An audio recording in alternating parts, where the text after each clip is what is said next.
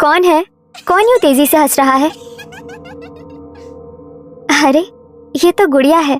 मैं भी ना पता नहीं क्या क्या सोच रही हूँ। अरे मोमिता, कब तक सोती रहोगी? देखो तुम्हारा मायका वर्धमान आने वाला है। क्या सच में? दुग्गा दुग्गा। कहते हुए उसकी आंखों में चमक आ गई और वो ट्रेन के गेट पर खड़े हो अपने मायके की खुशबू को महसूस करने लगी। उसे इस तरह करते देख देव जोर जोर से हंसने लगा। मोमिता, तुम्हारी शादी को 12 साल हो चुके हैं, मगर आज भी तुम बिल्कुल नई नवेली दुल्हन जो कि पग फेरे के लिए आती है, एकदम उसकी तरह बिहेव कर रही हो। देव बाबू, आपको क्या पता, अपने मायके पहुंचने की जो खुशी होती है ना, वो 90 साल की औरत को भी वही होती है जो 25 साल की नवयुवना को होती है। देखो, आज भी कुछ नहीं बदला। हमारा वर्धमान वैसे ही सुंदर है। हाँ, खूबसूरत तो बहुत है, मगर तुमसे कम। कहते हुए देव ने उसे अपनी बाहों में भर लिया। कुछ सेकंड्स बाद ट्रेन जैसे ही रेलवे स्टेशन पर रुकी, प्लेटफॉर्म पर मोमिता के पिता और भाई दोनों उन्हें लेने के लिए आए हुए थे। उन्हें देख मोमिता कुछ नाराज होकर बोली, बाबा, मैंने आपको मना किया था ना, फिर भी आप क्यों आए? मैं अकेली थोड़ी ना थी, मेरे साथ देव बाबू थे ना। मना तो हमने भी तुम्हें किया था कि यहाँ पर मत आना, मगर तुम तो आई ना।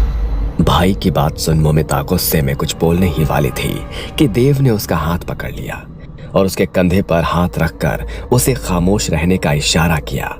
फिर मोमिता के भाई से बोला, दादा, कुछ समझ में नहीं आ रहा कि आप लोग ऐसा क्यों बोल रहे हैं। पिछले 5 सालों से आपने मोमिता को आने के लिए मना कर रखा है। आखिर कब तक अपने मायके से वो दूर रह सकती है? अरे उसकी भी कुछ इच्छाएं हैं या नहीं? बेटा, क्या हमारी उससे मिलने की इच्छा नहीं होती है? मगर कोई तो वजह होगी जो हम लोग उसे नहीं बुला रहे हैं, और हम उससे मिलने मुंबई आ रहे थे। खैर छोड़ो, अब घर चलो, घर चल के बात करते हैं। अपने पिता की बात सुनकर मोमिता का सारा उत्साह खत्म हो गया था।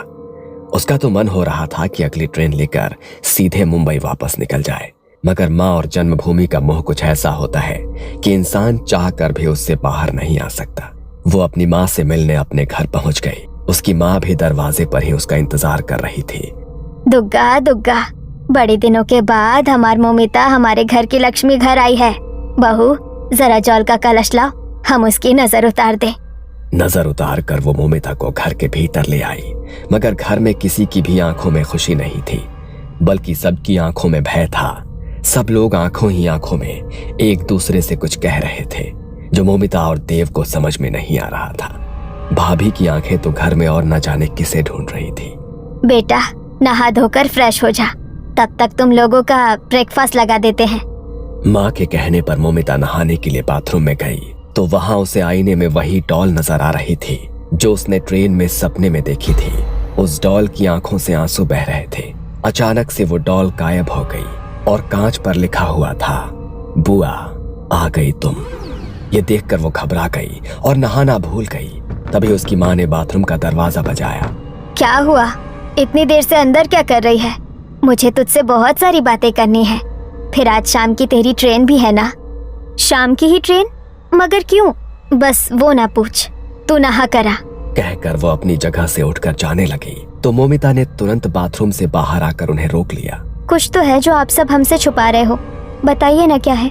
तुम मुझसे बोलती है ना, दादा, आप कैसे भाई हो जो अपनी बहन को याद भी नहीं करते? अरे कोई भाई ऐसा होगा क्या जो अपनी बहन को याद ना करे? मगर हमारी मजबूरी है जो हम तुम्हें यहाँ पर आने से रोक रहे हैं। बहुत बड़ी गलती हो गई है हमसे। कहते हुए उसकी आंखों में आंसू आ गए। गलती? कैसी गलती? बताइए ना भैया, क्या हुआ? मोमिता का भाई कभी अपनी पत्नी को देखता तो कभी अपनी माँ को। दोनों उदास थी, मगर माँ की आंखों में पश्चाताप तो भाभी की आंखों में क्रोध नजर आ रहा था। उसने गुस्से में अपने पूरे परिवार की ओर देखा और कुछ सोचते हुए वो कहानी सुनाने लगी। रात का वक्त, सड़कें सुनसान, कोई भी उसे सड़क पर आना जाना नहीं कर रहा था। उस सड़क पर केवल एक लोग कार से जा रहे थे। तभी आपके भैया ने कार शमशान के सामने रोक दी। अरे ये क्या, आपने ये कार यहाँ क्यों रोक दी? ये तो... हाँ, मुझे पता है कि ये शमशान है, मेरे साथ चलो। आप शायद भूल गए हैं, मैं 3 महीने की प्रेग्नेंट हूँ। ऐसी अवस्था में दिन में भी शमशान के आसपास नहीं आते हैं, और आप रात में मुझे यहाँ लेकर आ गए। अरे तुम्हारी भलाई के लिए ही आए हैं, चलो अब बातें मत करो, वे हमारा इंतजार कर रहे होंगे यहाँ। पर हमारा कौन इंतजार कर रहा होगा? ज्यादा सवाल जवाब मत पूछो, चुपचाप चलो।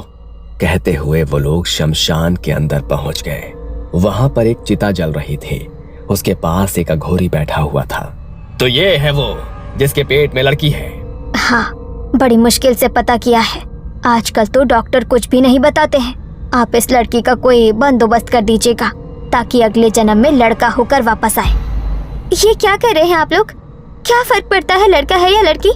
फर्क पड़ता है। पहले ही मेरी एक लड़की है और दूसरी लड़की और नहीं चाहिए। और हम इस लड़की को मार थोड़ी ना रहे हैं। मारना होता तो अस्पताल चलते, यहाँ नहीं आते हम लोग। अरे हम इसे वापस भेज रहे हैं ताकि लड़का बनकर वापस आ सके। ये कैसी बातें कर रहे हो? कहीं ऐसा भी हो सकता है क्या? होता है, तभी तो हम यहाँ पर आए हैं। अब एक शब्द और नहीं, चुपचाप से यहाँ बैठो। कहते हुए उसने अपनी पत्नी को वहां बैठा दिया। उस अघोरी ने कुछ जड़ी बूटी का रस पिलाया और उसके बाद वो बेहोश हो गई। जब उसे होश आया तब तक वो अपनी बेटी को खो चुकी थी। वो खुद को कितना बेबस महसूस कर रही थी, मगर अपने पति और सास के आगे वो कुछ भी नहीं बोल पाई।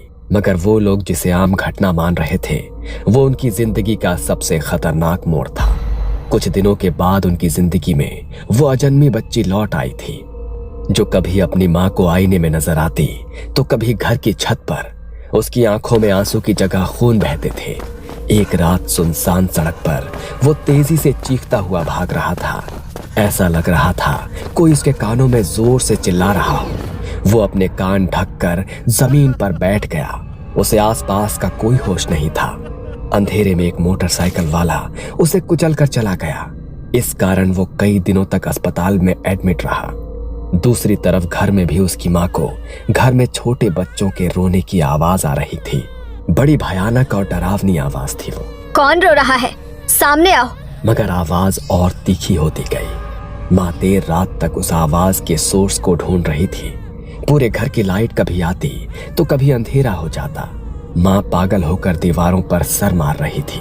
उस रात घर में एक बेटी मोमिता की पहली भतीजी की मौत हो गई थी। किसी को नहीं समझ आया कि उसके साथ क्या हुआ। उसके खून से दीवार पर लिखा था, तुम्हें बेटी नहीं चाहिए ना, अब इस घर में कोई बेटी नहीं रहेगी। हम लोगों ने तांत्रिक को भी बुलाया, मगर वो भी कुछ नहीं कर पाया। उसने सिर्फ इतना कहा कि अब इस घर में किसी बहन बेटी को मत आने देना। अब हर रात हमें इसी डर के साए में जीना पड़ता है। आज भी इस घर में मेरे बच्चों के रोने की आवाज आती है। बहुत बड़ी गलती हो गई हमसे। अपनी 2 पोतियों को खोने के बाद अब तुझे खोने की हिम्मत नहीं है। चली जा यहाँ से, चली जा। शाम होने के पहले चली जा। हाँ मोमिता, मेरी कोख तो उजड़ चुकी है। तुम यहाँ से चली जाओ, वरना कहीं ऐसा ना हो कि अपने बच्चों की मौत के गम में मैं कोई गलत कदम उठा लूं। मोमिता पूरी बात सुनकर हैरान थी। उसे यकीन नहीं हो रहा था खुद को मॉडर्न कहने वाला उसके इस परिवार की सोच कितनी घटिया है। गुस्से में वो कुछ ना कह पाई, बस उसकी आंखों से आंसू निकलने लगे। कुछ देर बाद जब वो शांत हुई तब अपनी माँ और भाई की ओर देखकर बोली, ये गलती नहीं है, गुनाह है। आपने इतना बड़ा गुनाह कैसे कर दिया? आपने पैदा होने के पहले ही मेरी भतीजी को मार दिया। क्यों किया आपने ऐसा? बताइए क्यों किया आपने ऐसा? माफ कर दे, गलती हो गई, मगर रात होने के पहले चली जा तू यहाँ से, चली जा। वो मोमिता को भेजने की तैयारी कर रही थी कि मोमिता के चेहरे पर चोट के निशान आ गए। वो घायल हो गई। देव को समझ नहीं आया कि यह क्या हो रहा है। बेटा, हम तेरे गुनहगार हैं। अपनी बुआ को छोड़ दे, बेटी है वो मेरी, छोड़ दे उसे। वो तेरी बेटी है? तो मेरी बेटी थी, एक बार भी नहीं सोचा कि मेरे ऊपर क्या बीतेगी? तुम्हें बेटी नहीं चाहिए ना? अब इस घर में कोई बेटी नहीं रहेगी। कहते हुए वो जोर जोर से हंसने लगी। ऐसा लग रहा था कि वो मोमिता की भाभी ना होकर कोई और ही है। दूसरी तरफ मोमिता पर हमला हो रहा था, मगर कोई नजर नहीं आ रहा था। मोमिता घायल हो गई। देव उसकी हालत देखकर घबरा गया। उसकी भाभी की आंखें एकदम लाल हो रही थी गुस्से में। ऐसा लग रहा था कि वो ना जाने क्या कदम उठा लेगी।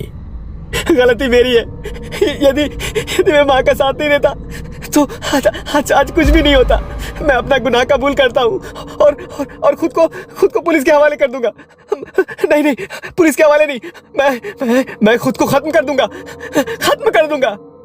कहते हुए उसने टेबल पर रखा हुआ चाकू उठाया और खुद को खत्म कर दिया। दूसरी तरफ साईं के हमले से मोमिता की भी मौत हो चुकी थी। उसकी माँ वहां खड़ी पश्चाताप कर रही थी। तभी मोमिता की भाभी बोली, आपने मेरी कोख उजाड़ी थी, देखिए ईश्वर ने आपकी भी कोख को उजाड़ दिया। इंसान का किया उसके सामने आ ही जाता है। कहते हुए उनकी आंखें लाल हो गई और चेहरा विकृत हो गया। अब मोमिता की भतीजियों को तो मुक्ति मिल गई थी, मगर कहते हैं कि आज भी मोमिता की आत्मा उसके घर में और उसके शहर वर्धमान में भटक रही है। और यदि वो किसी लड़की पर हुए अत्याचार के बारे में सुनती है तो उसकी आत्मा आज भी बदला लेने को तत्पर रहती है।